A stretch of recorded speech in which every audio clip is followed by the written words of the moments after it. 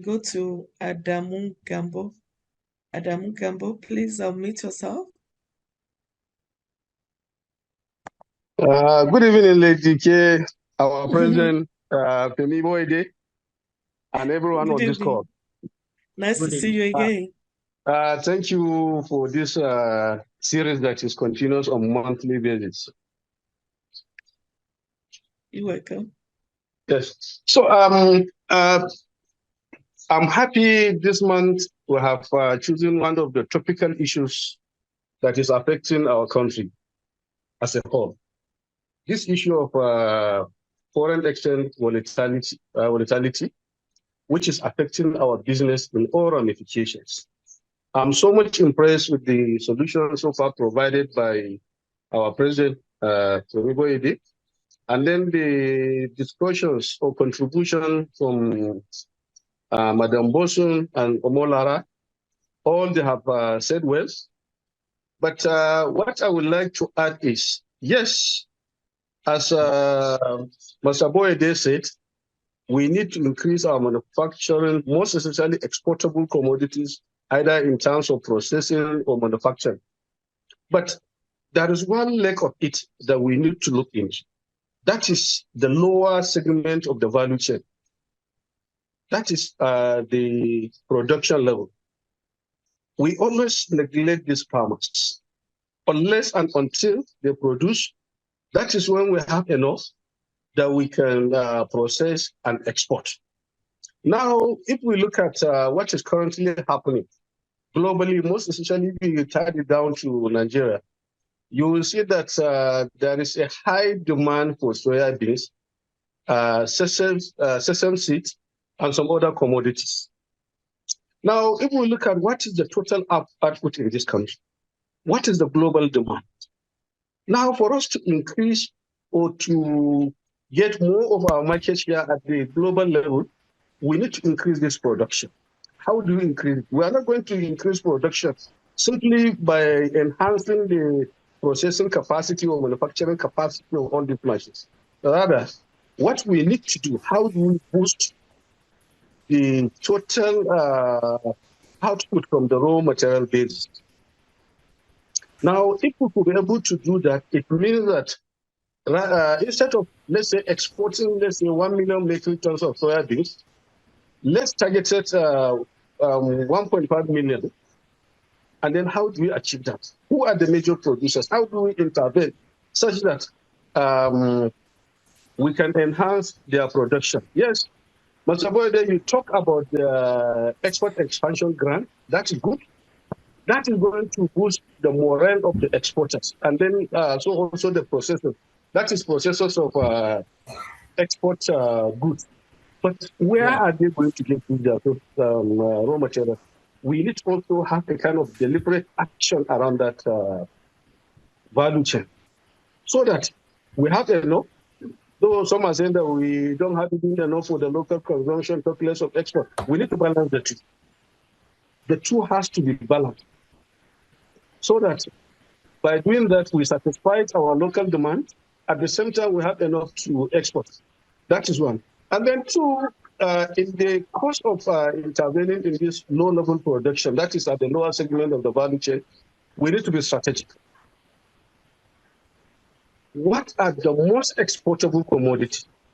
Okay, let's say cocoa, ginger, soybeans, sesame seeds, hibiscus flower, and so on. Where are the target areas or target locations where these crops are mostly produced? We identify this area. Which kind of support are we going to give? Is it a kind of target? Do they need some kind of extension workers? And then at the same time, we need to also enlighten our farmers on the good agricultural practice of the thing, such that whatever we are producing is going to meet with the international standards. For instance, let me give you an example. When we come to understand that hibiscus is on the high demand, so what we do, where are the areas that produce this hibiscus flower? Then we reach out to our own communities, friends, and associates, We buy seed, high quality seed of hibiscus flower. We give it out free to our local community. And today, we are monitoring, we have reported reasonable success in that particular item. So, Mr. Boyde, whatever we are going to draft, we also need to look down to the lower segment of the value chain, not only on the machineries or the processing, because unless and until we have the raw material to process, there's nothing we can export. Thank you so much. Thank you so much for your wonderful contribution and for joining us today. You are clear now. Go ahead. Okay, it's better.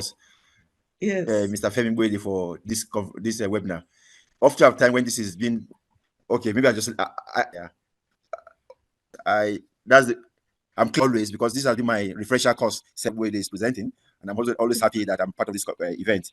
You see, when I heard the first, the topic for this discussion, the vulnerability of the Naira strategy for businesses to stay afloat, what came to my mind immediately was South Africa.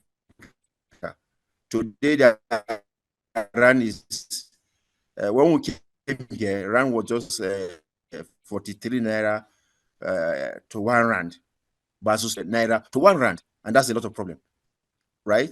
And so what I think from the topic, from my own understanding, is what are the strategies that business can adopt to remain afloat in doing businesses.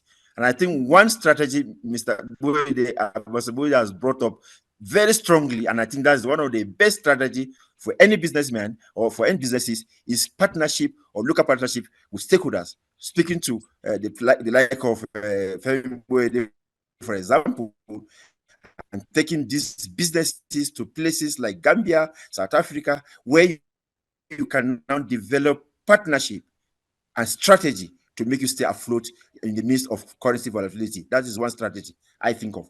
Then the second one, I think, which is very critical, is how do businesses set up risk management, what do you put now? Strategy, risk management strategy. You develop a strategy so that when there's an issue in one, you develop a robust plan that will help you identify potential risks. Now we know that the Naira is a potential risk to a business. So what are the risk strategies that you've designed aside to ensure that your businesses remain afloat? Then, of course, I think sometimes I think someone talked, a lady spoke about compliance to regulations, standards, and rest. Again, it is very important, very key. If your product are not talking of you crossing the border. So again, those are things that every businessman or every businessman must be able to identify.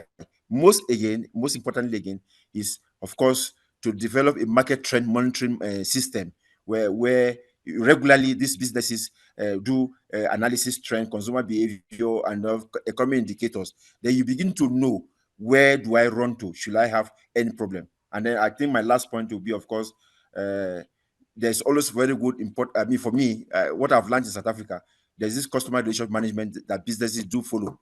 They try to manage their customers. They ensure that these customers become their loyal customers and they are satisfied with their businesses. So sometimes even when your prices, when your what do you call it, the volatility of Naira is affecting your businesses, you know that you have a customer that is out there looking out for you. Like the Sterling Bank will say, one customer, one banking. I thank you for the opportunity, Edike.